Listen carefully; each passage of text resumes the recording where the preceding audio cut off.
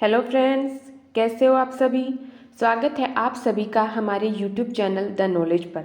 दोस्तों, इस सेशन में हमने राजस्थान की हिस्ट्री को स्टार्ट कर रखा है, जिसमें हमने सबसे पहला टॉपिक राजस्थान की सभ्यताओं को पूरा कर लिया है। उसके बाद में हमने राजस्थान के राजवंश, जिसमें हमने जालोर के चौहान वंश में जालोर के चौहान, रणथंभौर के चौहान और अजमेर के चौहान को कंप्लीट कर लिया है।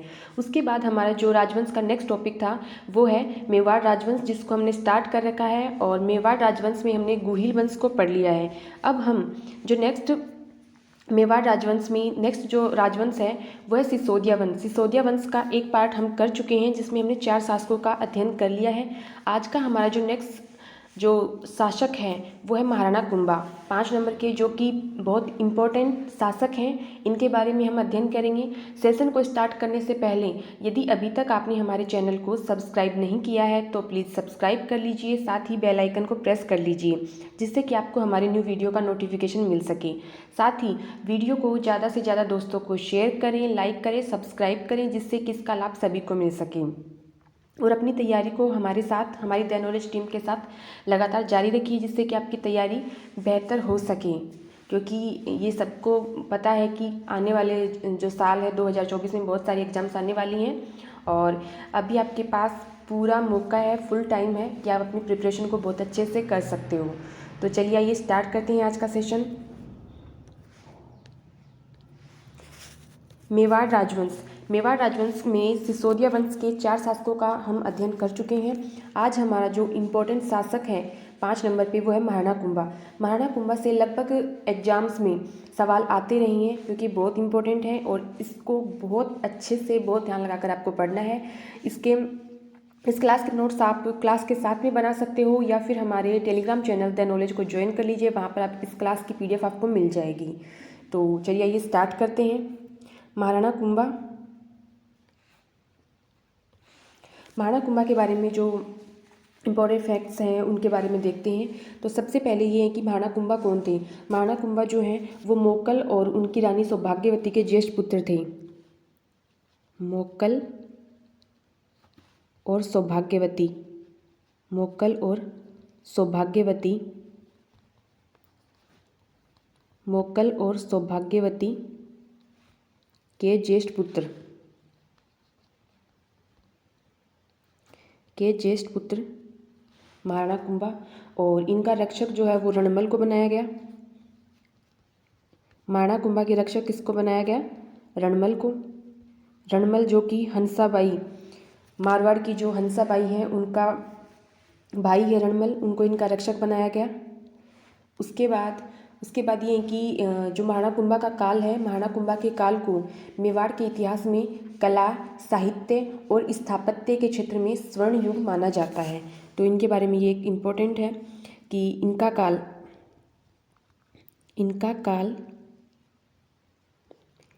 क्या माना जाता है? मेवाड़ के इतिहास में, मेवाड़ के इतिहास में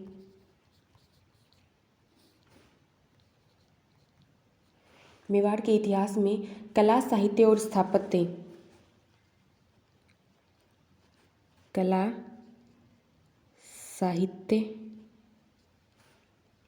साहित्य और स्थापत्य के क्षेत्र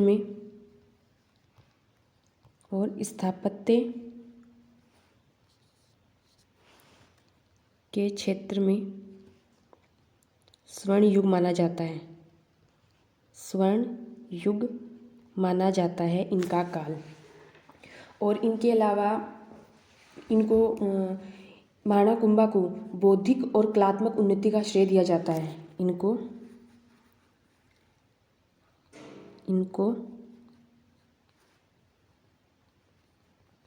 बौद्धिक और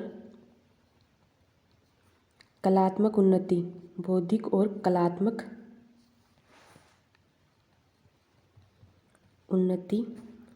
का श्रेय, इनको बौद्धिक और कलात्मक उन्नति का श्रेय दिया जाता है। और ये एक एग्जाम, LDC एग्जाम में पूछा गया सवाल है। LDC 2011 में ये सवाल पूछा गया कि बौद्धिक और कलात्मक उन्नति का श्रेय किस शासक को दिया जाता है, तो वो है महाराणा कुंभा। उसके अलावा इनके जो ये महाराणा कुंभा जो हैं ये मेवाड़ राज्य पर राठौड़ों का प्रभाव था 2 पीढ़ियों तक। मेवाड़ राज्य पर किसका? राठौड़ों का प्रभाव था, तो उससे छुटकारा दिलाने का श्रेय किसको जाता है? महाराणा कुंभा को जाता है। तो राठौड़ों के प्रभाव से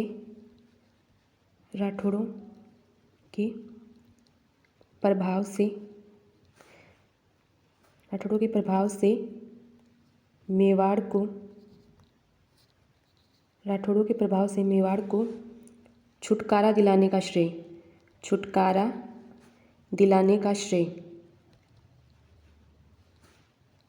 श्रेय भी किसको जाता है? महाराणा कुंभा को।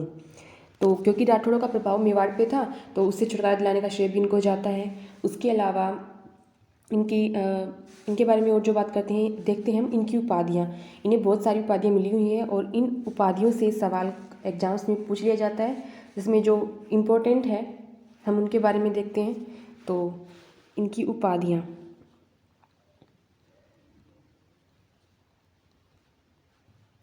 महाराणा कुंभा की उपाधियाँ, इनकी उपाधियों की अगर बात की जाए तो इसमें अभिनव भट्टाचार्य जो कि इम्पोर्टेंट है, अभिनव भट्टाचार्य। इनकी उपाधियों में सबसे इम्पोर्टेंट जो है वो है अभिनव भट्टाचार्य, क्योंकि ये बहुत बार एग्जाम में पूछा गया सवाल है। ये पटवारी में पूछा गया है, पटवारी एग्ज़ाम हुई थी 2021, उसमें ये सवाल पूछा गया। उसके अलावा RS प्री एग्ज़ाम जो हुई थी, RS प्री एग्ज़ाम 1996, उसमें इस सवाल को पूछा गया। उसके अलावा HM एग्ज़ाम जो हुई थी 2012 में, उसको पूछा गया। अभिनव भट्टाचार्य जो कि एक इम्पोर्टेंट, आप इसको इम्पोर्टेंट लगा लीजिए क्योंकि बहुत बार ये पूछा गया है, जैसे पटवारी, RS प्री और HM के एग्ज़ाम में पूछा गया है। उसके अलावा जो इनकी नेक्स्ट उपाधियाँ देखते हैं, इनको हिंदू सुल्तान कहा जाता है। हिंदू सुल्तान, ये जो हिंदू सुल्तान है वो मुस्लिम शासकों के द्वारा इनको उपाधि दी गई थी। मुस्लिम शासक इनको हिंदू सुल्तान कहते थे। उसके अलावा इनको राणो रासो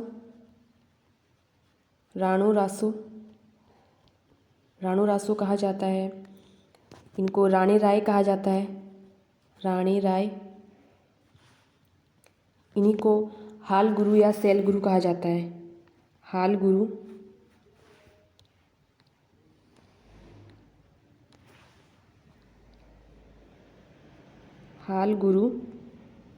या शैल गुरु। इनको हाल गुरु या शैल गुरु कहा जाता है। क्यों कहा जाता है? क्योंकि ये पहाड़ी दुर्गों के स्वामी थे, इसलिए इनको हाल गुरु या फिर शैल गुरु कहा जाता है। और इनको राणो रासो, राणे राय कहा जाता है। इसके अलावा इनकी और उपाधियाँ जो हैं वो हैं छाप गुरु। इनको छाप गुरु क्यों कहा जाता है? क्योंकि छापामार में पारंगत थे, छापामार में पारंगत थे, इसलिए इनको छाप गुरु कहा जाता है। इसके अलावा इनको अश्वपति कहा जाता है, अश्वपति। और इनकी जो उपाधि देखी जाए तो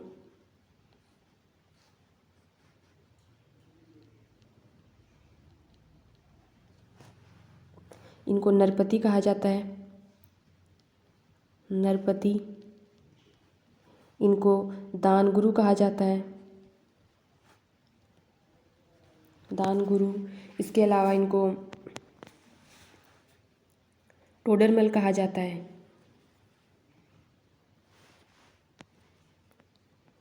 टोडरमल कहा जाता है। इनको वीणा वादन में प्रवीण, तो वीणा वादन प्रवीण कहा जाता है, वीणा वादन प्रवीण कहा जाता है। इसके अलावा इनकी जो और उपाधियाँ देखी जाएँ तो वो हैं सुरग्रामणी कहा जाता है, इनको सुरग्रामणी कहा जाता है। और देखते हैं इनकी बहुत सारी उपाधियाँ। यहाँ पे हम सिर्फ कुछ ही उपाधियों के बारे में बात कर रहे हैं। इनको धीमान भी कहा जाता है, धीमान। तो ये हमने कुछ इनकी उपाधियों के बारे में चर्चा की है। मतलब इनकी उपाधि जो है वो अभिनव ये सबसे जो इम्पोर्टेंट है वो है अभिनव भट्टाचार्य है, ये सबसे इम्पोर्टेंट है। उसके अलावा इनको हिंदू सुल्तान कहा जाता है मुस्लिम शासकों के द्वारा। इनको राणो रासो या फिर रानी राय कहा जाता है, क्योंकि ये साहित्यकारों के आश्रयदाता थे। इनको हाल गुरु या शैल गुरु कहा जाता है, क्यों? क्योंकि ये जो पहाड़ी दुर्ग हैं उनके स्वामी हैं। इनको छाप गुरु, ये छापा मार में पारंगत थे। इनको अश्वपति कहा जाता है, इनको नरपति कहा जाता है, दान गुरु कहा जाता है, टोडरमल कहा जाता है, वीणा वादन में प्रवीण, ये वीणा बजाने में प्रवीण थे। इनको सुरग्रामणी कहा जाता है, इनको धीमान कहा जाता है। तो ये क्या है, ये इनकी उपाधियाँ थी। अब इनके बारे में हम देखते हैं कि इसके अलावा इनको राजस्थान की वास्तुकला का जनक भी कहा जाता है। एक और उपाधि देख लेते हैं।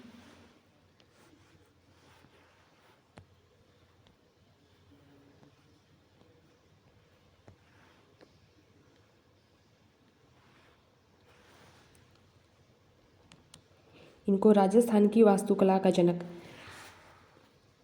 राजस्थान की वास्तुकला का जनक भी कहा जाता है, राजस्थान की वास्तुकला का जनक भी कहा जाता है। और ये सवाल जो है वो JN सिविल डिग्री एग्जाम जो है 2021 इसमें पूछा गया है। JN सिविल एग्जाम 2021 इसमें ये पूछा गया है। इसके अलावा अब हम देखते हैं इनके जानकारी के स्रोत।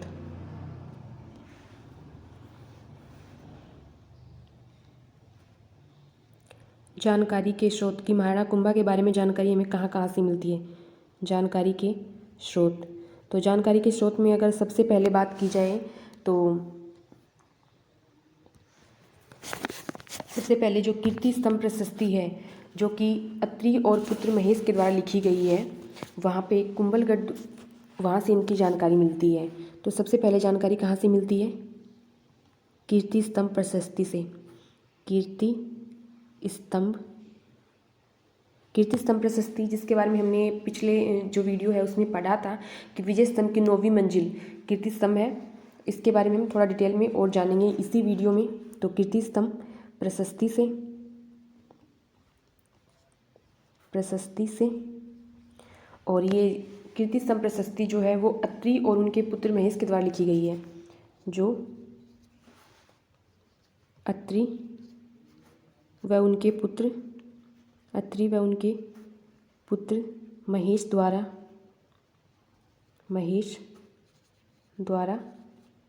लिखित है।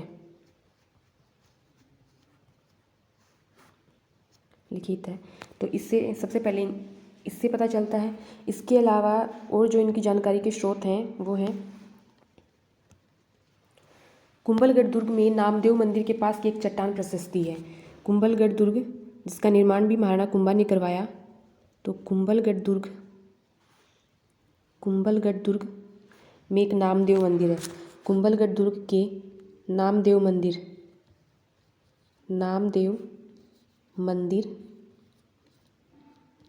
कुंभलगढ़ दुर्ग के नामदेव मंदिर के पास चट्टान प्रशस्ति से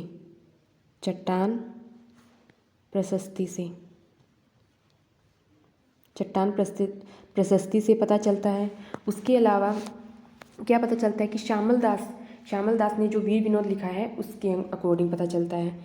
तो तीसरा जो जानकारी का स्रोत है वो श्यामल दास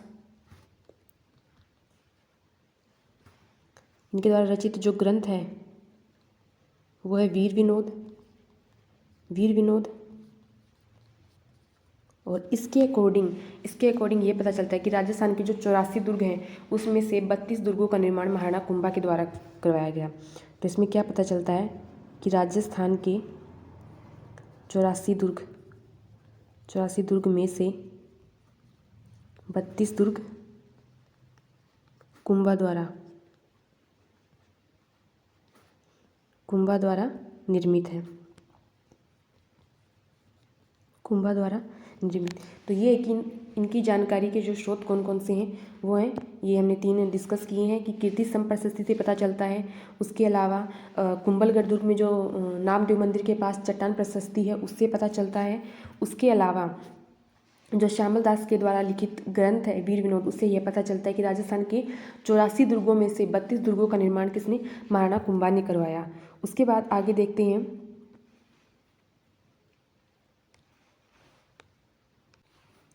इसमें हमने 3 जानकारी के स्रोत देख लिए हैं। एक स्रोत और है, चौथा स्रोत। चौथा स्रोत जो है वो है कान्नड़ व्यास के द्वारा रचित एक ग्रंथ है एकलिंग महात्म्य, उससे जानकारी मिलती है। तो कान्नड़ व्यास इनके द्वारा रचित जो ग्रंथ है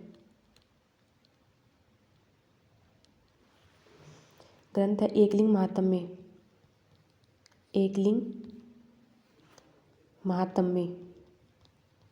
महात्म्य। इस ग्रंथ से पता चलता है, क्योंकि इसका जो पहला भाग है राजवर्णन वो कुंभा द्वारा रचित है। इसका फर्स्ट भाग जो है राजवर्णन, इसका पहला भाग राजवर्णन है जो कि कुंभा द्वारा रचित है। कुंभा द्वारा रचित है, तो इससे भी पता चलता है कुंभा के बारे में। अब उनके बारे में कुछ और फैक्ट्स के बारे में जानते हैं।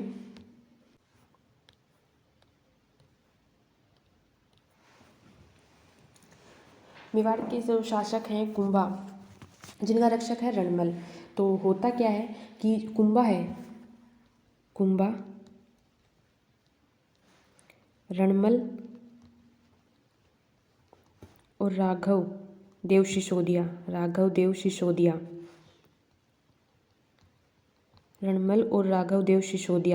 ये जो राघव देव सिसोदिया हैं ये चूड़ा के जो लाखा के पुत्र चूड़ा हैं उनके भाई हैं राघव देव सिसोदिया। तो कुंभा है वो रणमल और राघव देव सिसोदिया को आक्रमण करने के लिए भेजता है। किस पे आक्रमण करने के लिए भेजता है? चाचा मेरा। ये जो चाचा मेरा हैं जो राणा लक्ष्य सिंह के पुत्र हैं, दासी पुत्र चाचा मेरा और महपा पवार।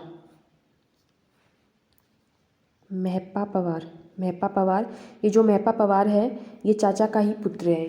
तो राणा कुंभा है वो रणमल जो कि उनका रक्षक है, जो कि हंसाबाई का भाई है, और राघव देव सिसोदिया, इन दोनों को चाचा मेरा और महपा पवार पे आक्रमण करने के लिए भेजता है। और राघव देव सिसोदिया जो है वो लाखा के पुत्र हैं, चूड़ा के भाई हैं राघव देव सिसोदिया, इनको भेजता है। तो इसमें क्या होता है, इसमें चाचा और मेरा की मृत्यु हो जाती है। इनकी मृत्यु हो जाती है, और ये जो महपा पवार है जो कि चाचा का पुत्र है, महपा पवार, साथ में ही चाचा का एक और पुत्र है एका, ये दोनों चाचा के पुत्र हैं। चाचा और मेरा की मृत्यु हो जाती है जब ये युद्ध होता है, और महपा पवार और एका जो है ये दोनों कहाँ चले जाते हैं? ये दोनों मालवा चले जाते हैं। मालवा चले जाते हैं।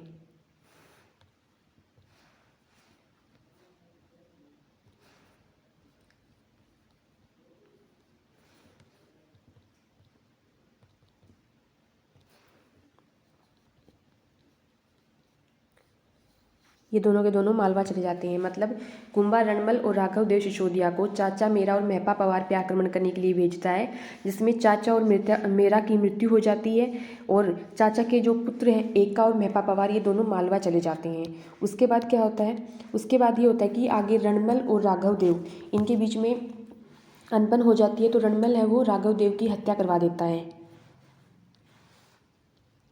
ये जो रणमल है ये राघव देव की हत्या करवा देता है।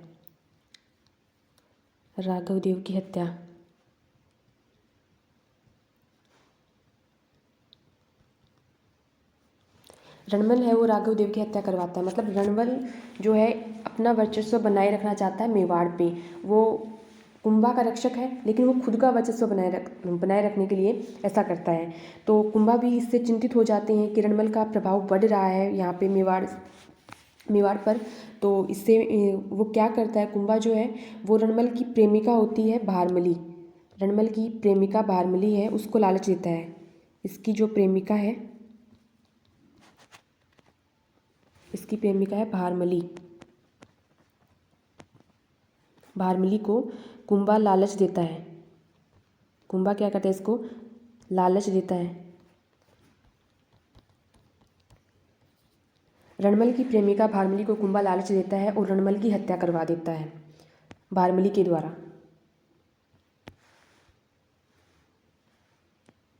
भारमली है वो रणमल की हत्या कर देती है, जो कि प्रेमिका है, और ये हत्या करती है 1438 ईस्वी में। 1438 ईस्वी में, मतलब रणमल है वो राघव देव की हत्या करवाता है।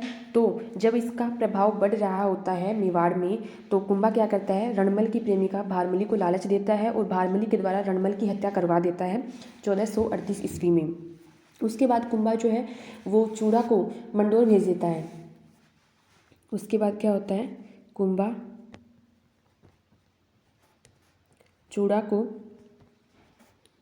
मंडोर भेज देता है, मंडोर भेज देता है। कुंभा है वो चूड़ा को मंडोर भेज देता है, और ये जो मंडोर है वो मारवाड़ की राजधानी है, और रणमल का पुत्र राव जोधा होता है वो फरार हो जाता है। मंडोर है मारवाड़ की राजधानी है, मारवाड़ की राजधानी।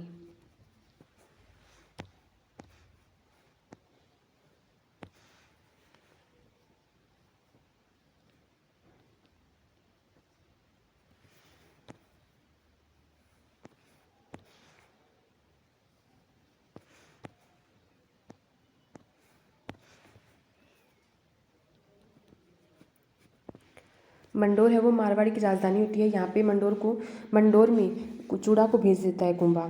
उसके बाद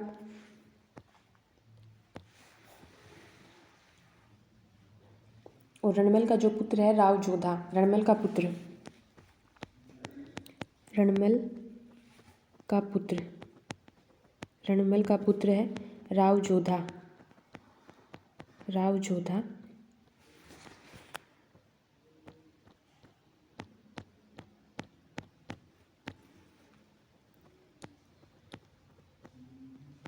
रणमल का पुत्र राव जोधा है वो फरार होकर काहुनी गांव में चला जाता है। काहुनी गांव में चला जाता है, काहुनी गांव में चला जाता है रणमल का पुत्र। अब उसके बाद में ये थी महाराणा कुंभा के बारे में कुछ बातें। उसके बाद हम बात करते हैं कि महाराणा कुंभा एक ऐसे राजा हैं जो कभी किसी युद्ध में नहीं हारे हैं। तो इनके कुछ युद्धों का वर्णन देख लेते हैं कि इन्होंने कौन कौन से युद्ध किए हैं। तो प्रमुख युद्ध राणा कुंभा के द्वारा किए गए प्रमुख युद्ध,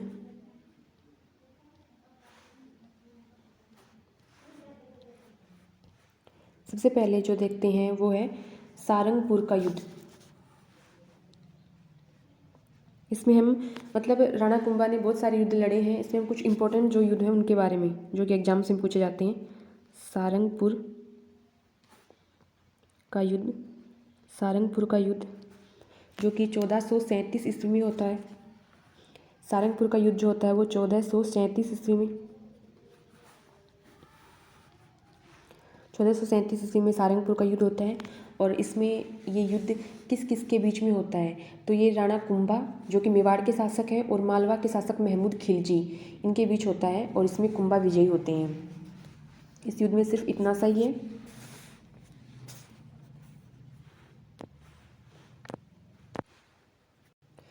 ये जो है वो RS प्री 2021 में पूछा गया है।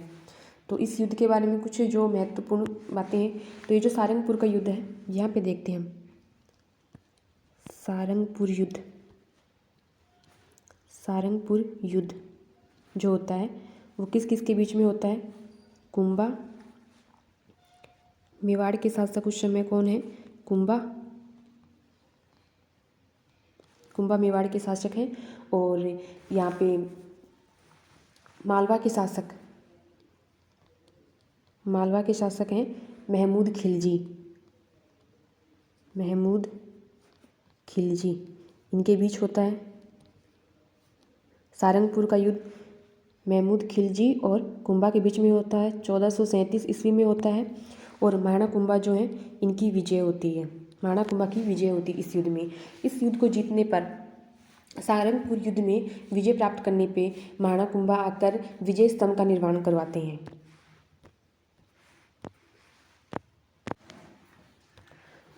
सारंगपुर युद्ध जीतने के बाद विजय स्तंभ बनवाते हैं, विजय स्तंभ का निर्माण करवाते हैं। सारंगपुर युद्ध को जीतने के बाद विजय स्तंभ का निर्माण करवाते हैं।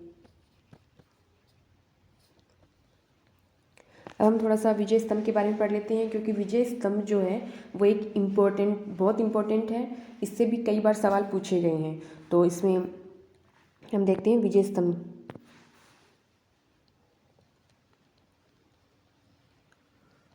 विजय स्तंभ के बारे में जो महत्वपूर्ण तथ्य हैं उनके बारे में चर्चा करते हैं। तो विजय स्तंभ, और सबसे पहले तो ये किस उपलक्ष्य में बनाया जाता है, तो यह सारंगपुर युद्ध विजित करने पर, सारंगपुर युद्ध विजित करने पर,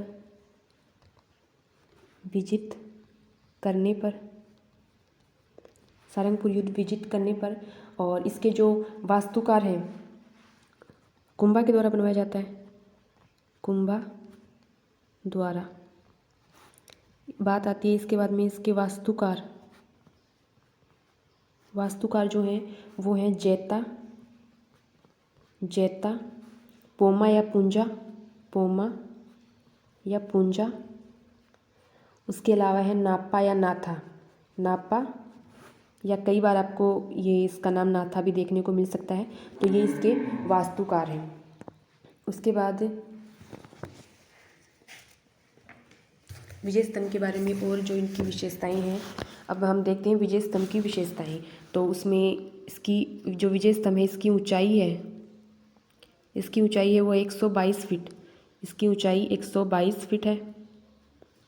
इसकी चौड़ाई 30 फीट है। चौड़ाई जो है वो 30 फीट है।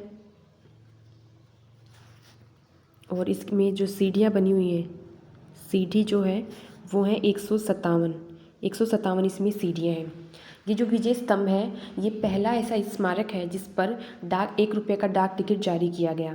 तो ये लिखते हैं कि 15 अगस्त 1949 को 1949 को विजय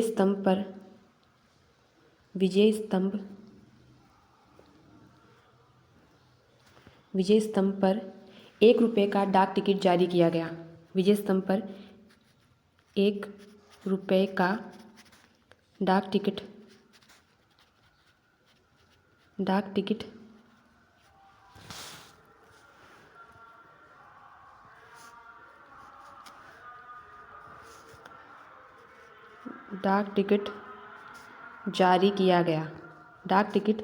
जारी किया गया।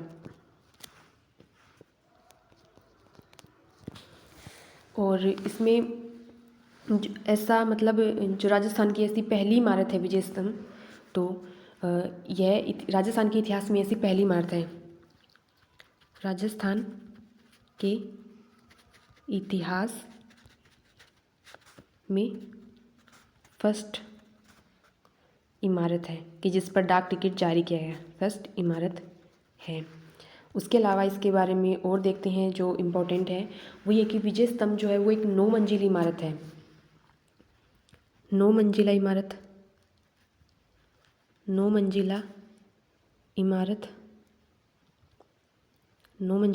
है। और इसकी 9वीं मंजिल, जिसके बारे में हमने पहले भी पढ़ा है कि इसकी 9वीं मंजिल जो है वो कीर्ति स्तंभ प्रशस्ति है। 9वीं मंजिल क्या है? कीर्ति स्तंभ प्रशस्ति। कीर्ति स्तंभ प्रशस्ति है, कीर्ति स्तंभ प्रशस्ति है, जो किसने, अभी इसके बारे में हमने स्टार्टिंग में ही पढ़ा है कि अत्रि और महेश के द्वारा बनाई गई है, मतलब रचना की गई है इसकी कीर्ति स्तंभ प्रशस्ति की। ये जो कीर्ति स्तंभ प्रशस्ति है 9वीं मंजिल पर कीर्ति स्तंभ प्रशस्ति है और ये भगवान विष्णु को समर्पित है। 9वीं मंजिल पर कीर्ति स्तंभ प्रशस्ति जो कि भगवान विष्णु को समर्पित है, भगवान विष्णु को समर्पित है, जो कि भगवान विष्णु को समर्पित है। और यही सवाल कनिष्ठ अभियंता एग्जाम जो है विद्युत में, उसमें पूछा गया कि ये किसको समर्पित, कौन से भगवान को समर्पित है। तो ये कनिष्ठ अभियंता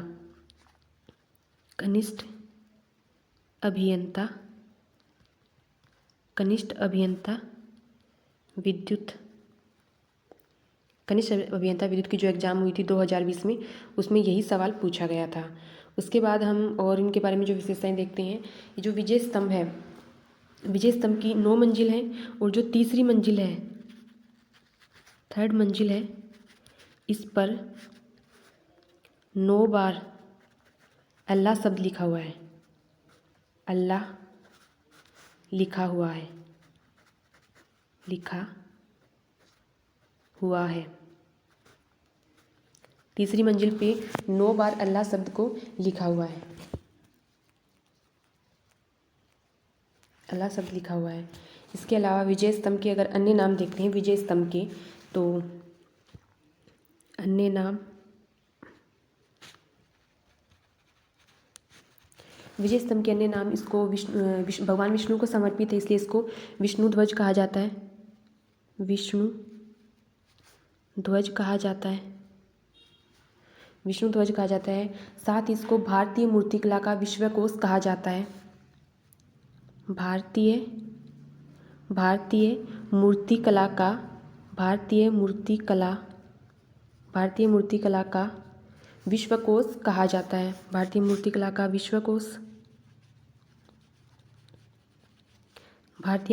विश्वकोश। इसके अलावा इसको हिंदू देवी देवताओं का अजायब घर कहा जाता है, हिंदू देवी देवताओं का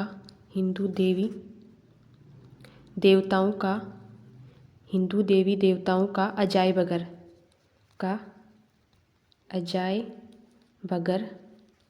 हिंदू देवी देवताओं का अजायब घर कहा जाता है। और ये जो विजय स्तंभ है वो राजस्थान पुलिस और शिक्षा बोर्ड का, जो माध्यमिक शिक्षा बोर्ड है, उसका प्रतीक चिन्ह है। ये जो विजय स्तंभ है वो राजस्थान पुलिस व माध्यमिक शिक्षा बोर्ड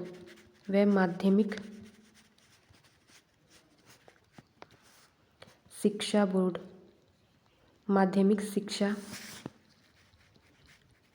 शिक्षा बोर्ड है जो है, उसका प्रतीक चिन्ह है, तो ये विजय स्तंभ के बारे में, ये हमने विजय स्तंभ के बारे में पढ़ा है।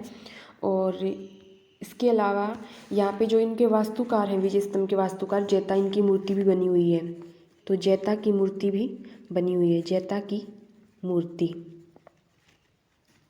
तो ये था विजय स्तंभ। और विजय स्तंभ जो है वो एक इम्पोर्टेंट इमारत है, इससे बहुत बार सवाल पूछा गया है। इससे पटवार परीक्षा 2021 में सवाल पूछा गया था, और स्टेनोग्राफर 2021 में, और इसके अलावा पुलिस परीक्षा 2018 हुई थी, उसमें भी विजय स्तंभ से रिलेटेड सवाल पूछा गया। तो ये इम्पोर्टेंट है विजय स्तंभ।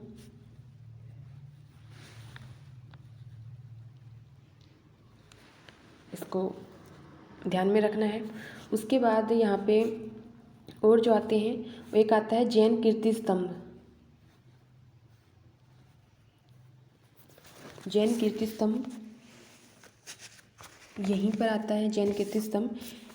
तो उसके बारे में थोड़ा सा देख लेते हैं एक बार। जैन कीर्ति स्तंभ,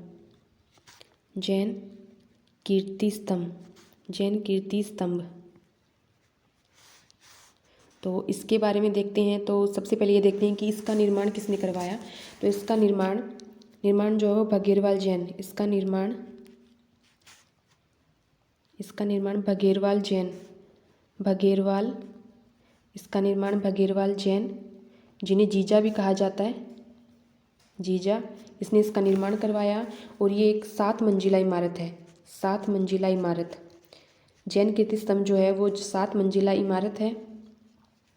और यहाँ पर क्या है, जैन धर्म के जो प्रथम तीर्थंकर हैं, तीर्थंकर आदिनाथ, ये उनको समर्पित है। और यहाँ पे आदिनाथ का स्मारक बना हुआ है। तो जैन धर्म के फर्स्ट तीर्थंकर जो हैं, जैन धर्म के फर्स्ट तीर्थंकर कौन है, आदिनाथ, इनको समर्पित है, आदिनाथ को समर्पित। तो ये थी इसके बारे में। उसके अलावा हमने क्या स्टार्ट कर रखा था, हमने युद्धों को स्टार्ट कर रखा था, जिसमें हमने पहला युद्ध सारंगपुर का युद्ध पढ़ लिया। अब उनके बाद जो और भी युद्ध किए थे कुंभा ने, उसमें जो इम्पोर्टेंट है सिर्फ हमें वो देखनी है। सारंगपुर का जब युद्ध होता है उसके बाद में होती है आवल बावल की संधि। सारंगपुर के युद्ध के बाद में होती है आवल बावल की संधि। तो आवल बावल की संधि, आवल बावल की संधि, आवल बावल की संधि जो होती है वो होती है 1453 ईस्वी में, 1453 ईस्वी में होती है ये संधि। और ये जो संधि है किस किस के बीच में होती है इसको देखते हैं। आवल बावल की संधि जो है वो मेवाड़ में कौन है, कुंभा, मेवाड़ के शासक तो है कुंभा, और मारवाड़ के हैं राव जोधा, जो कि रणमल के पुत्र हैं।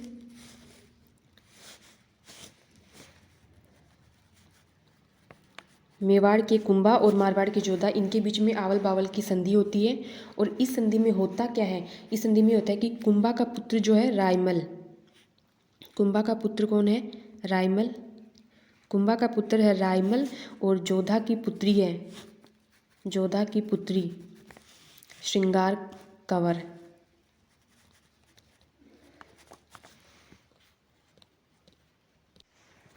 माफ़ कीजिएगा, शायद बीच में आवाज़ चली गई थी या फिर क्लियर नहीं आई थी, तो इसको एक बार फिर से हम देख लेते हैं कि जो विजय स्तंभ है यहाँ पे जेता की मूर्ति बनी हुई है। उसके अलावा हमने जैन कीर्ति स्तंभ के बारे में पढ़ा। जैन कीर्ति स्तंभ है, इसका निर्माण बघेरवाल जैन, जिनको जीजा भी कहा जाता है, इनके द्वारा करवाया गया।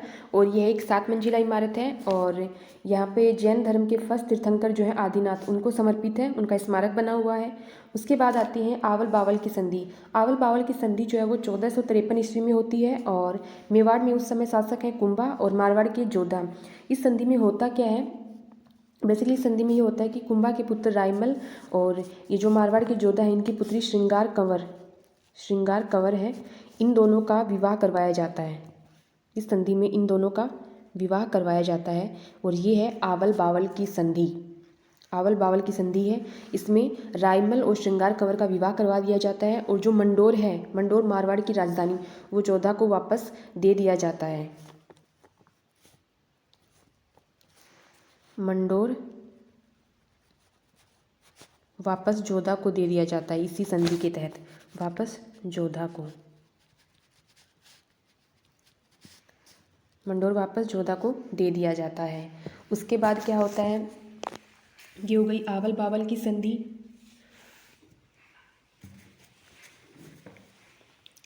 आवल बावल की संधि होने के बाद फिर होता है बदनौर का युद्ध। एक युद्ध हमने पढ़ा सारंगपुर का युद्ध, तो दूसरा है जो इम्पोर्टेंट युद्ध है वो है बदनौर का युद्ध। बदनौर का युद्ध, बदनौर का युद्ध। और ये बदनौर का युद्ध जो होता है वो 1457 ईस्वी में होता है, 1457 ईस्वी में होता है। इसमें देखते हैं किस किस के बीच में होता है। इसमें मालवा के शासक महमूद खिलजी, गुजरात के शासक शाह हैं, और महाराणा कुंभा, इनके बीच में ये होता है बदनौर का युद्ध। तो इस युद्ध में देखते हैं कौन कौन है। इसमें मालवा, इधर तो कुंभा है, ये तो मेवाड़ के हैं। यहाँ पे मालवा के शासक कौन है, मालवा के शासक हैं महमूद खिलजी, मालवा के शासक महमूद खिलजी।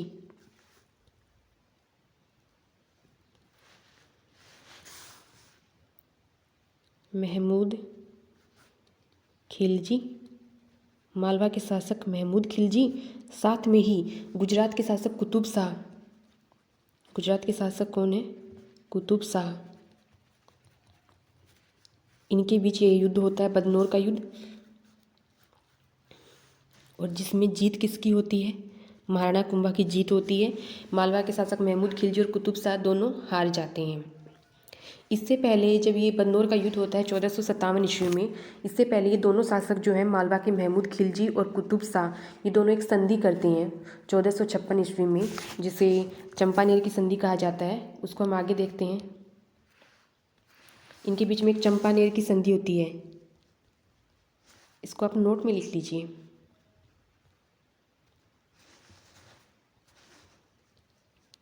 नोट में चंपानेर की संधि, चंपानेर की संधि। चंपानेर की संधि जो होती है वो 1456 ईस्वी में होती है। और इसमें होता क्या है? इस संधि में ये होता है कि जो मालवा के शासक महमूद खिलजी और गुजरात के शासक कुतुब शाह, ये दोनों मिलकर संधि करते हैं। मालवा में कौन है? महमूद खिलजी। महमूद खिलजी। और गुजरात के शासक कौन है? गुजरात के शासक हैं कुतुब शाह।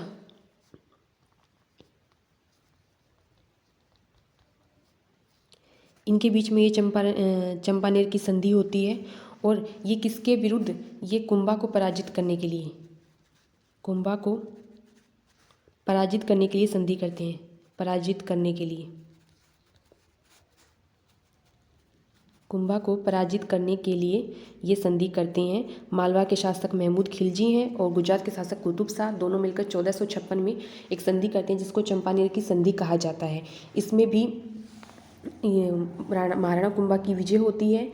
और ये जो सवाल पूछा गया है कि ये चंपानेर की संधि है वो किस किस के बीच होती है, महिला पर्यवेक्षक 2015 में ये सवाल पूछा गया है। हम इससे देख रहे थे बदनौर का युद्ध। तो बदनौर का युद्ध विजय करने के बाद होता क्या है? इस युद्ध में महाराणा कुंभा की विजय होती है। तो इसमें महाराणा कुंभा विजय होते हैं। इस उपलक्ष्य में वहाँ पे ये कुछ निर्माण कार्य करवाते हैं। तो युद्ध विजय के उपलक्ष्य में बदनौर भीलवाड़ा में कुशाल माता के मंदिर का निर्माण करवाते हैं। युद्ध विजय के उपलक्ष्य में, युद्ध विजय के उपलक्ष्य में, युद्ध विजय के उपलक्ष्य में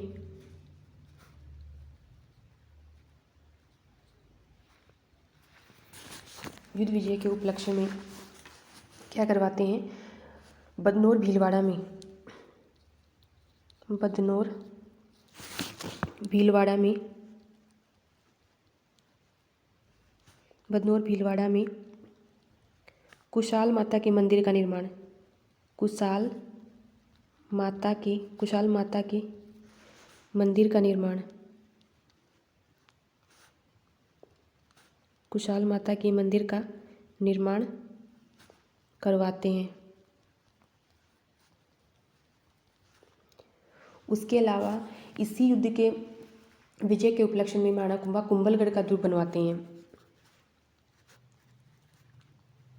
कुंभलगढ़ दुर्ग का निर्माण, वो भी इसी युद्ध को जीतने पर इसका निर्माण करवाते हैं, कुंभलगढ़ दुर्ग का। तो अब हम कुंभलगढ़ दुर्ग, जो कि एक इम्पोर्टेंट दुर्ग है, थोड़ा सा इसके बारे में पढ़ लेते हैं। कुंभलगढ़ दुर्ग, कुंभलगढ़ दुर्ग का निर्माण करवाते हैं। तो अब हम राणा कुंभा के द्वारा में जो दुर्ग है उनके बारे में चर्चा करते हैं। तो प्रमुख दुर्ग जो कि कुंभा जिनका निर्माण करवाते हैं उनके बारे में देखते हैं। तो सबसे पहला जो दुर्ग पढ़ते हैं वो है कुंभलगढ़ दुर्ग। सबसे पहला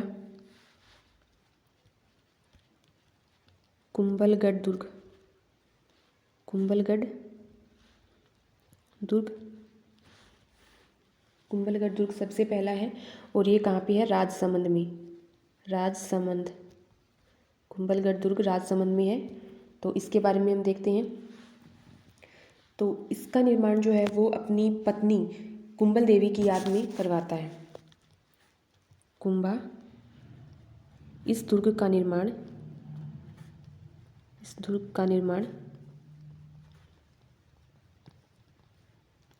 अपनी पत्नी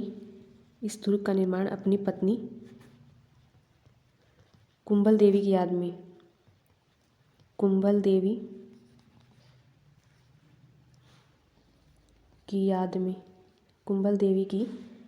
में, करवाता है इसका निर्माण। उसके बाद ये जो दुर्ग है इसके वास्तुकार, तो कुंभलगढ़ दुर्ग के वास्तुकार कौन है? वास्तुकार मंडन है और ये सवाल फर्स्ट ग्रेड में पूछा गया है। उसके अलावा ये जो कुंभलगढ़ दुर्ग है, इस दुर्ग में 36 किलोमीटर लंबी दीवार है। इस दुर्ग में 36 किलोमीटर लंबी दीवार है, जिसे भारत की महान दीवार कहा जाता है। जिसे भारत की महान दीवार कहा जाता है।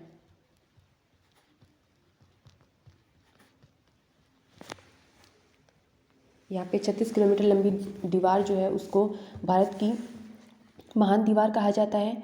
और इसी कुंभलगढ़ दुर्ग के अंदर एक लघु दुर्ग है, कटारगढ़ दुर्ग। इसके अंदर ही एक दुर्ग है,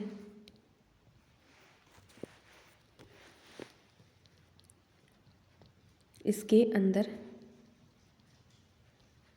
कटारगढ़ दुर्ग है,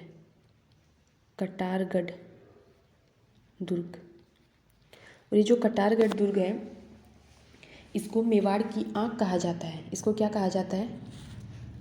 इसे मेवाड़ की आँख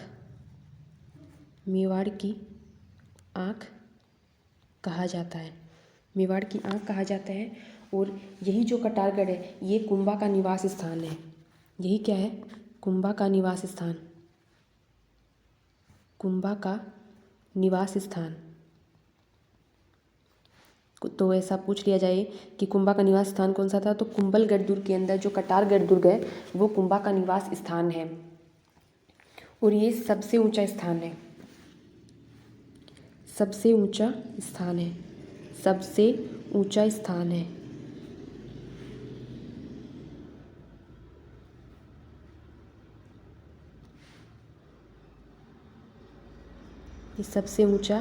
स्थान है कटारगढ़ दुर्ग।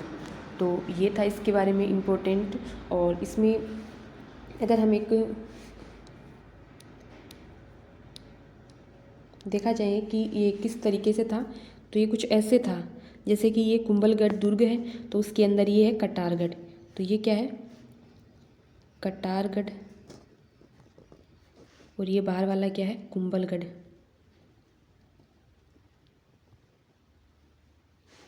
ये था हमारा कुंभलगढ़ दुर्ग। उसमें हमने पहला दुर्ग पढ़ा है कुंभा के द्वारा बनवाया हुआ कुंभलगढ़ दुर्ग। तो अगला जो है 2 नंबर पे जो है वो है अचलगढ़। अचलगढ़ जो है वो आबू में है। इसका निर्माण भी कुंभा ने करवाया, इसकी मरम्मत करवाई। तो इस दुर्ग की अचलगढ़ दुर्ग की मरम्मत करवाने वाला शासक कौन है? वो है कुंभा। मरम्मत किसने करवाई? कुंभा ने करवाई। और यही सवाल जो है वो RS 2010 में पूछा गया।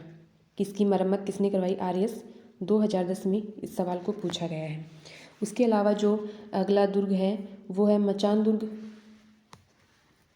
3 नंबर पे है मचान दुर्ग।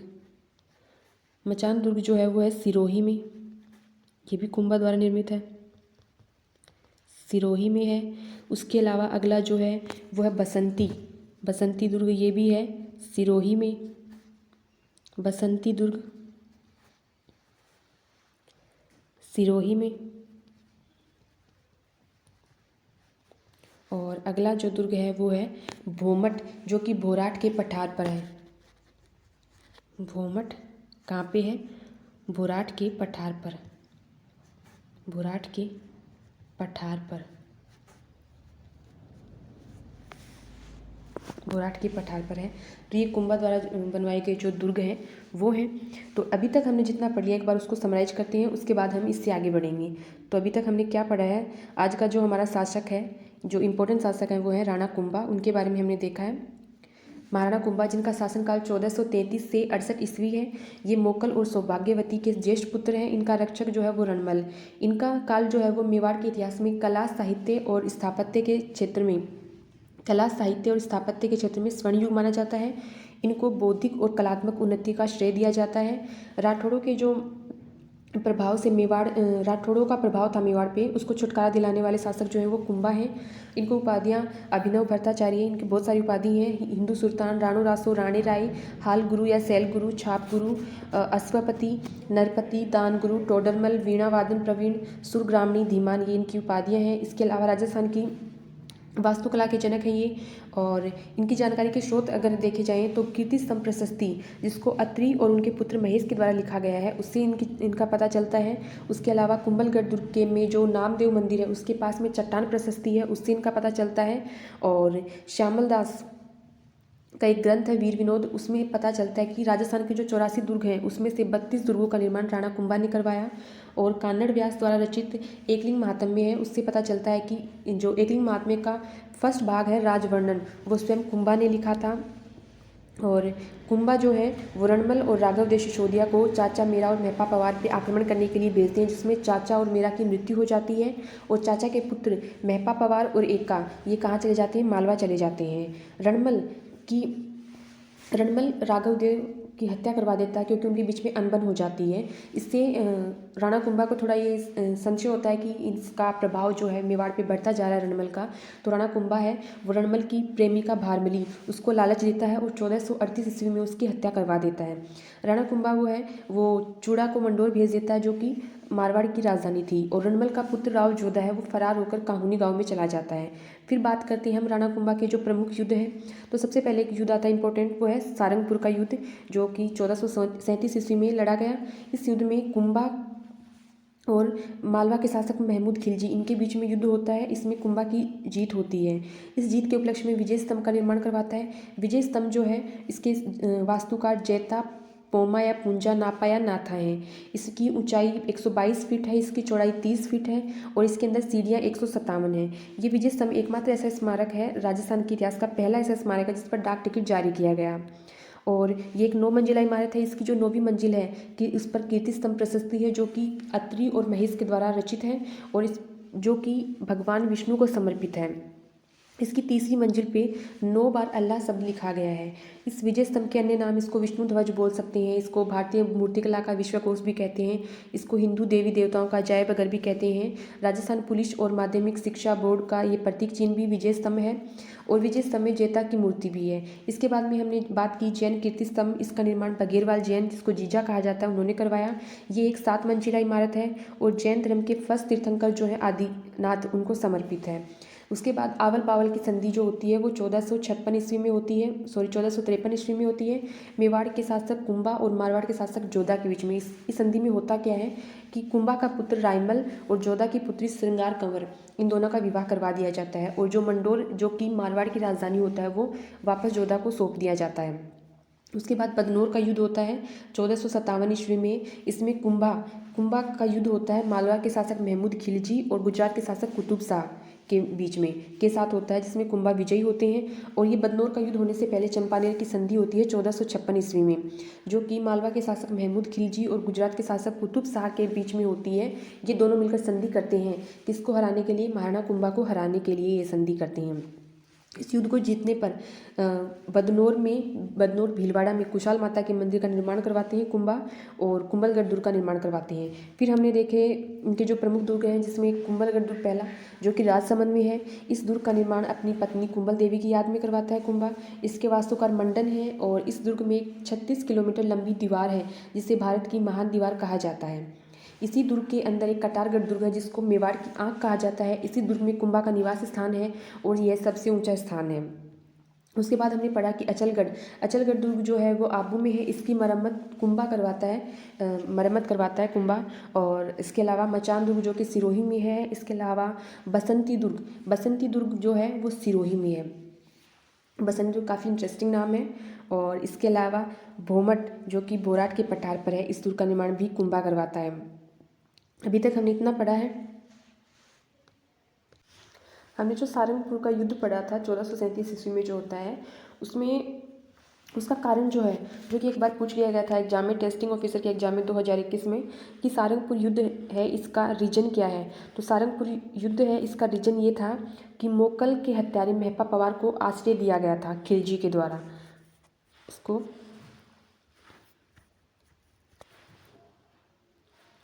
इस खिलजी के द्वारा मोकल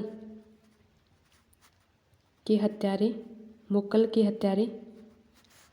मेहपा पवार को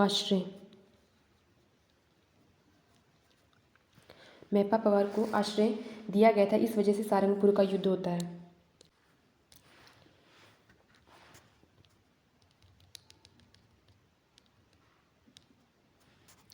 अब हम देखते हैं माणा कुंभा के बारे में कुछ और इम्पोर्टेंट फैक्ट्स।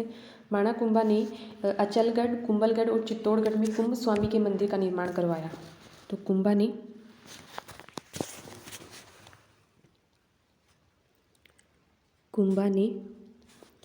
अचलगढ़, कुंभलगढ़, कुंभलगढ़ और चित्तौड़गढ़ में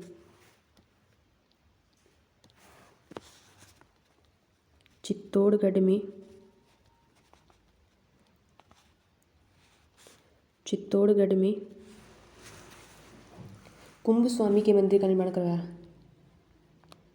कुंभ स्वामी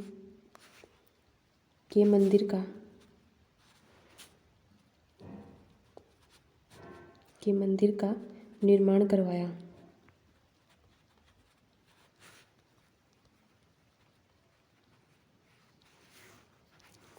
कुंभ स्वामी के मंदिर का निर्माण करवाया। कुंभा के समय में ये जो भंडारी वेलका है, उन्होंने चित्तौड़ में श्रृंगार चौवरी मंदिर का निर्माण करवाया। तो इनके समय में भंडारी वेलका ने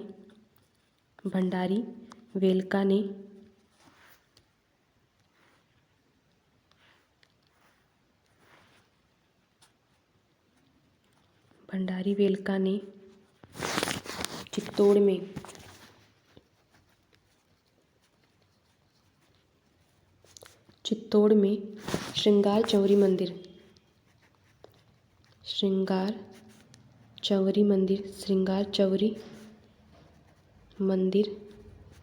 श्रृंगार चौवरी मंदिर का निर्माण करवाया।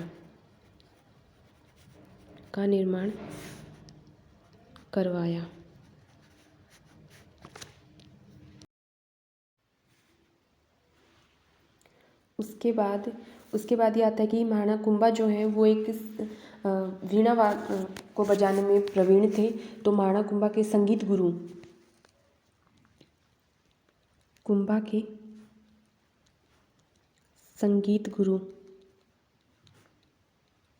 कुंभा के जो संगीत गुरु हैं उनका नाम है सारंग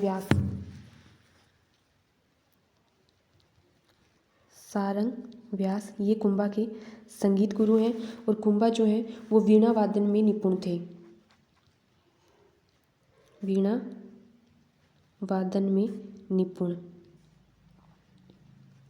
कुंभा वीणा वादन में निपुण थे। और इनके बारे में यही कि वो किस वाद्य को बजाने में निपुण थे, ये सवाल पूछा गया है प्रयोगशाला सहायक 2016 में। प्रयोगशाला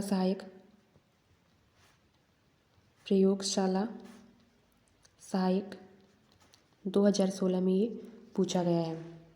इसके अलावा इनके बारे में जो और इम्पोर्टेंट बात करते हैं कि इनकी जो पुत्री है, इनकी पुत्री का नाम है रमा देवी। इनकी पुत्री रमा देवी वो स्वयं एक संगीतज्ञ थी।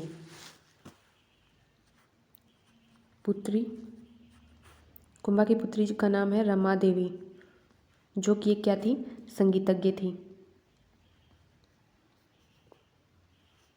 संगीतज्ञ थी।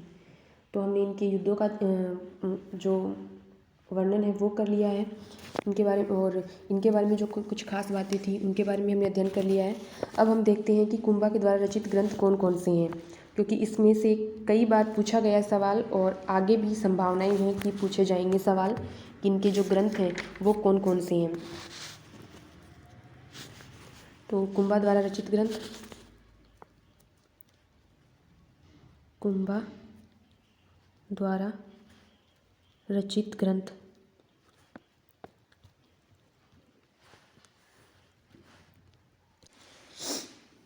कुंभा द्वारा रचित ग्रंथों में देखते हैं तो सबसे पहले है संगीतराज।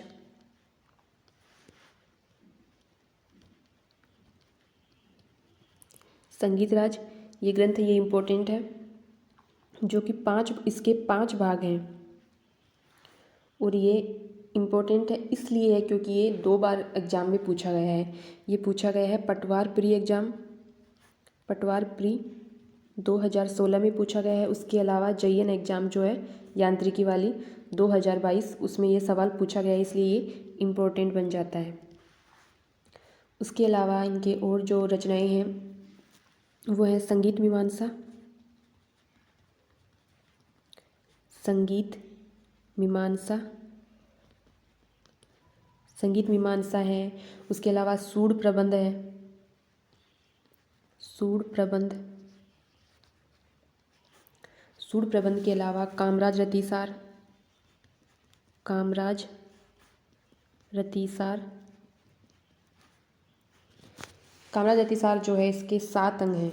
तो कभी कभी एग्जाम में यही पूछ लिया जाता है, जैसे कि संगीतराज के बारे में ये पूछा गया था कि संगीतराज कितने भागों में विभक्त है, तो ये 5 भागों में विभक्त है। उसी प्रकार कामराज रतिसार है, इसके 7 अंग हैं।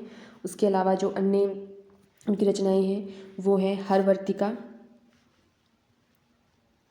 हरवर्तिका, हरवर्तिका, और जो जयदेव ने गीत गोविंद लिखी थी उस पर कुंभा ने एक टीका लिखी रसिक प्रिया। तो गीत गोविंद, गीत गोविंद पर टीका, गीत गोविंद में जो टीका लिखी थी वो थी रसिक प्रिया, जो कि कुंभा के द्वारा रचित थी। रसिक प्रिया ये कुंभा द्वारा रचित थी। उसके अलावा संगीतराज हो गया, इसके अलावा था एक संगीत सुधा। एग्जाम में इससे सवाल इस तरीके से पूछ लिए जाते हैं कि आपको 4 ऑप्शन दिए जाएंगे, ये पूछ लिया जाता है कि इनमें से कुंभा द्वारा रचित ग्रंथ कौन सा है, या फिर इनमें से कुंभा के द्वारा रचित ग्रंथ कौन सा नहीं है, तो ये पूछ लिया जाता है। सूड़ प्रबंध, सूड़ प्रबंध लिख लिया क्या हमने, सूड़ प्रबंध हो गया। और चंडी शतक की व्याख्या,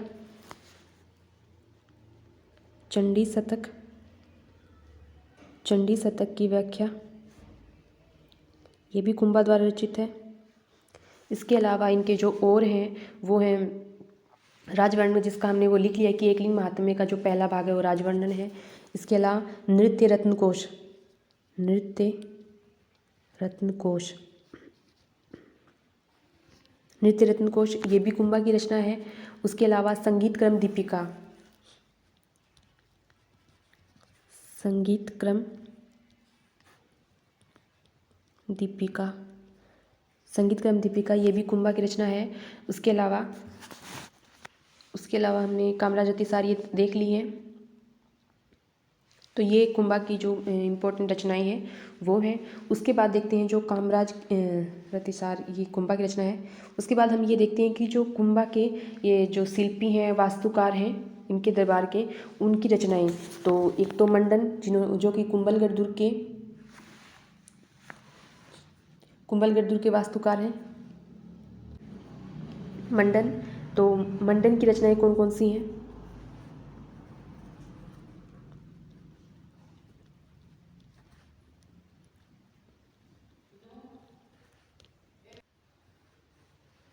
मंडन की रचनाएं जो हैं, मंडन की रचनाएं हैं देवमूर्ति प्रकरण,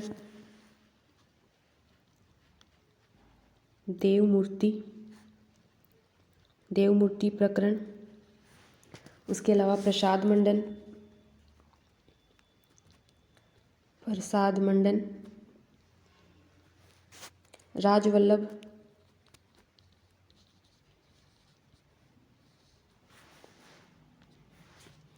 उसके अलावा है शगुन मंडन,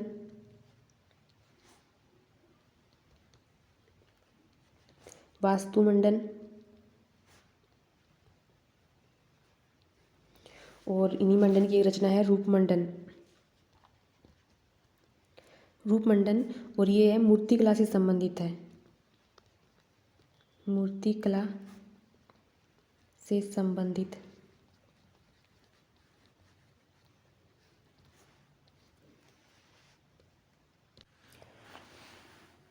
हमने मंडन की रचनाएं देख ली, उसके साथ ही हमने कुंभा की रचनाएं देख ली।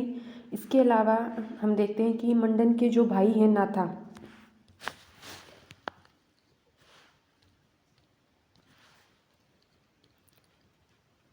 मंडन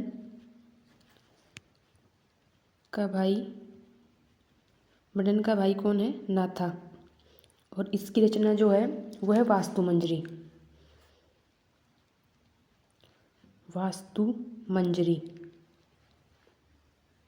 नाथा की रचना है वास्तु मंजरी, और ये जो है ये पूछा गया है RS प्री 2016 में, RAS प्री 2016 में ये सवाल पूछा गया है। उसके अलावा मंडन के पुत्र हैं गोविंद, उनकी भी रचनाएं हैं। मंडन के पुत्र, मंडन का पुत्र है गोविंद, और गोविंद की रचनाएं जो हैं वो हैं उदार घोरणी,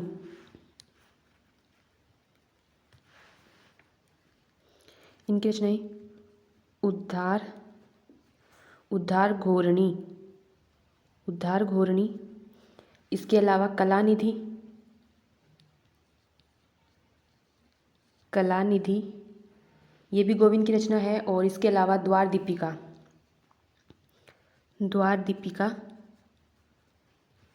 ये भी गोविंद की रचनाएं हैं। तो हमने कुंभा की रचनाएं पढ़ ली, मंडन की और मंडन के भाई नाथा की जो कि वास्तु मंजरी है। उसके अलावा मंडन के पुत्र गोविंद की रचना पढ़ी हमने, जो कि हैं द्वार दीपिका, उद्धार घोरणी और कलानिधि, ये हैं। उसके बाद देखते हैं हम ये जो कुंभा है, कुंभा के दरबारी साहित्यकार,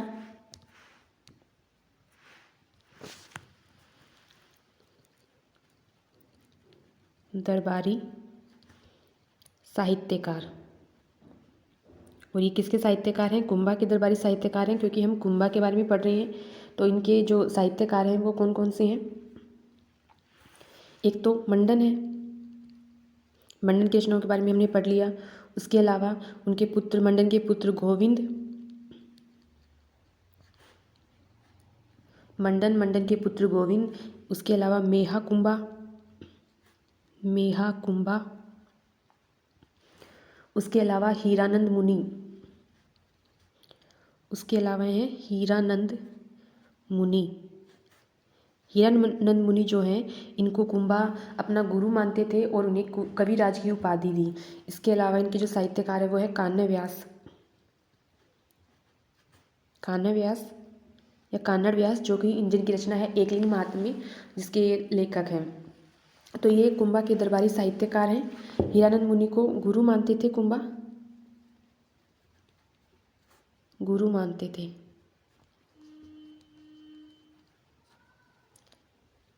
फिर आते हैं कुंभा के दरबार के जो जैन विद्वान हैं, जैन विद्वानों से एक सवाल पूछा गया है। तो जैन विद्वान कौन कौन से हैं? इनसे सवाल ये भी पूछ लिया जाता है कि इनमें से कौन सा है जो कि जैन विद्वान कुंभा के दरबार में नहीं था। तो जैन विद्वान जो है वो है सोम सुंदर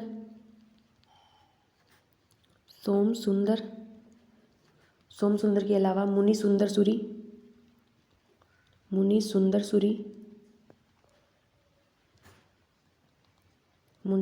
सूरी। उसके अलावा जयचंद्र सूरी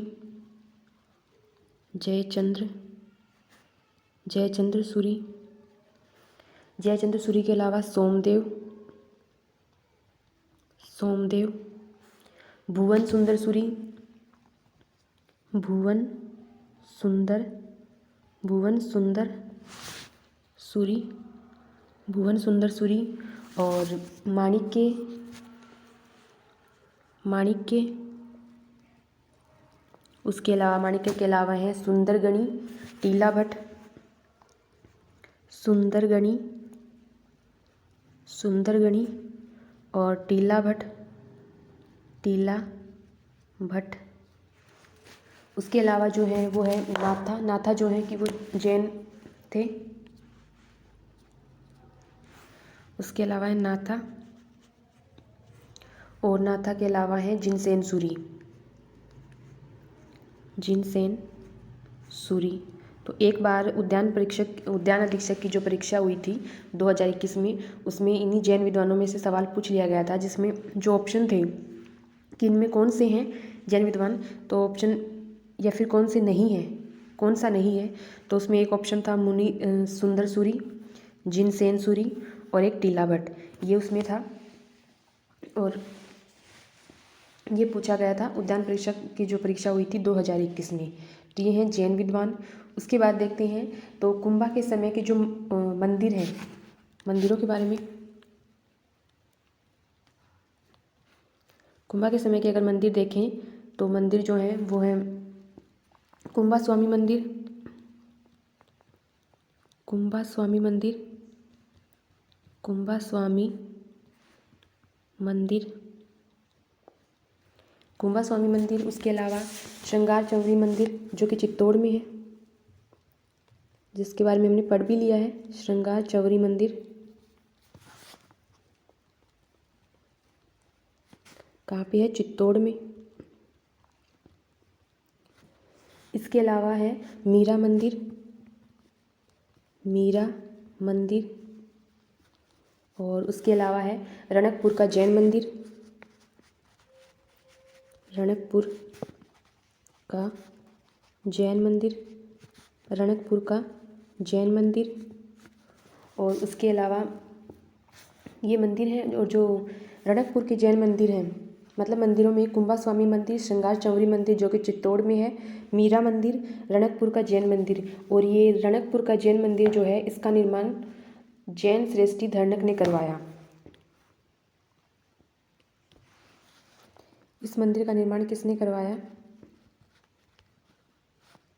ये कुंभा के काल के मंदिर हैं। जैन श्रेष्ठी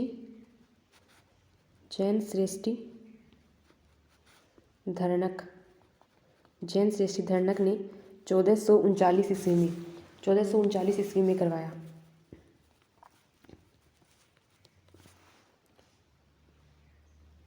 1439 ईस्वी में करवाया। और ये 3rd ग्रेड एग्जाम 2013 जब हुई थी उसमें पूछा गया है।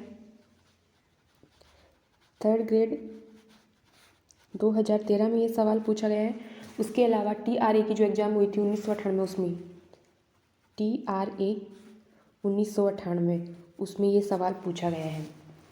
उसके अलावा ये जो रणकपुर का चौमुखा मंदिर है, जिसमें आदिनाथ का है, उसका देपाक नामक शिल्पी है, उनके निर्देशन में हुआ। तो एक फैक्ट और है कि ये रणकपुर का चौमुखा मंदिर,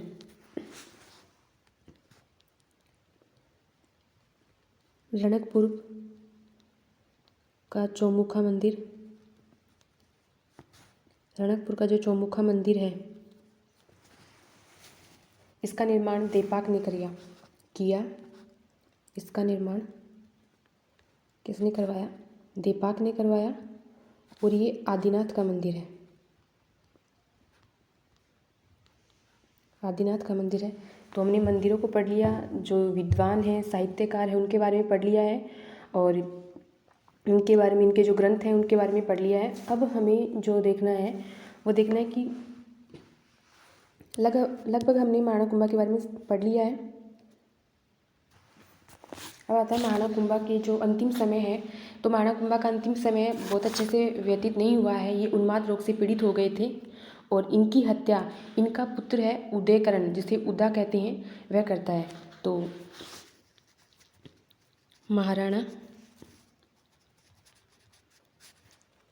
महाराणा कुंभा की हत्या उनके पुत्र महाराणा कुंभा के 2 पुत्र होते हैं, रायमल और उदयकर्ण। तो इसमें जो इनका पुत्र उदयकर्ण है, इनका पुत्र उदा, जिसे उदयकर्ण भी कहते हैं, उदयकर्ण 1468 ईस्वी में 1468 ईस्वी में कुंभलगढ़ दुर्ग में कुंभलगढ़ दुर्ग में जो मामादेव तालाब है उसके किनारे, कुंभलगढ़ दुर्ग में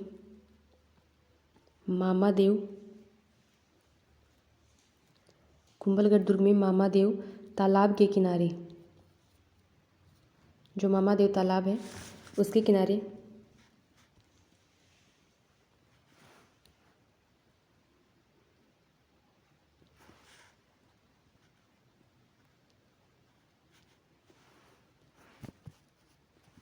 महाराणा कुंभा की हत्या उनके पुत्र उदा 1468 ईस्वी में कुंभलगढ़ दुर्ग में मामादेव तालाब के किनारे उदा कर देता है।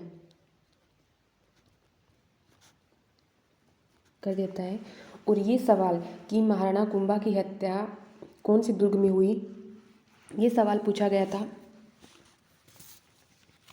ये सवाल जो है जिस एग्ज़ाम में पूछा गया वो एग्ज़ाम है HM 2021 में। कुंभलगढ़ दुर्ग वाला जो है HM 2021 जो एग्ज़ाम हुई थी उसमें पूछा गया। और ये पूछा गया कि महाराणा कुंभा की हत्या किसने की, तो महाराणा कुंभा की हत्या उनके पुत्र उदा ने की। ये पूछा गया था पुलिस की एग्ज़ाम जो हुई थी 2001 में, पुलिस 2001 में उसमें पूछा गया था। तो जो महाराणा कुंभा का पुत्र उदय है, फिर उदा या उदयकर्ण, उसको मेवाड़ का पितृहंता शासक कहा जाता है। उदा को क्या कहा जाता है? मेवाड़ का पितृहंता शासक, मेवाड़ का पितृहंता शासक, उदा को मेवाड़ का पितृहंता शासक कहा जाता है। तो ये था महाराणा कुंभा जिसको हमने आज कंप्लीट किया है। महाराणा कुंभा जो कि एक बहुत ही महत्वपूर्ण शासक हैं। एक बार हम इसको फिर से समराइज कर लेते हैं कंप्लीट को।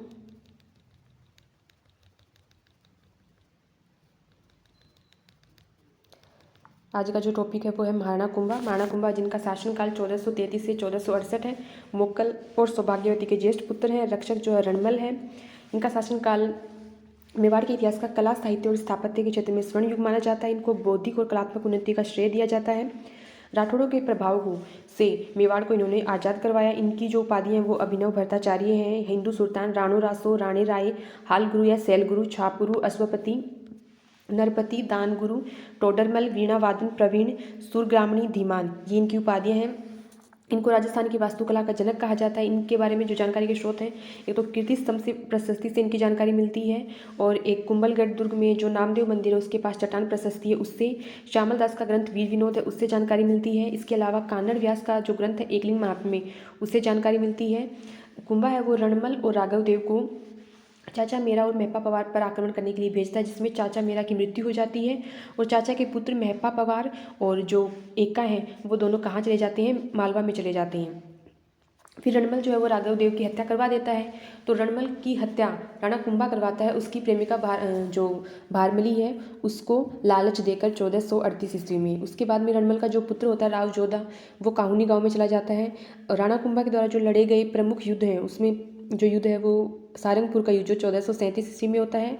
और इस युद्ध का जो रीजन है वो ये होता है कि जो मोक्कल का हत्यारा मेहपा पवार उसको शरण दी जाती है महमूद खिलजी के द्वारा, और वह उसको मेवाड़ को सौंपने से इनकार कर देता है। ये उसका रीजन होता है। तो सारंगपुर का युद्ध 1437 ईस्वी में कुंभा और मालवा के महमूद खिलजी के बीच में होता है, जिसमें कुंभा की जीत होती है।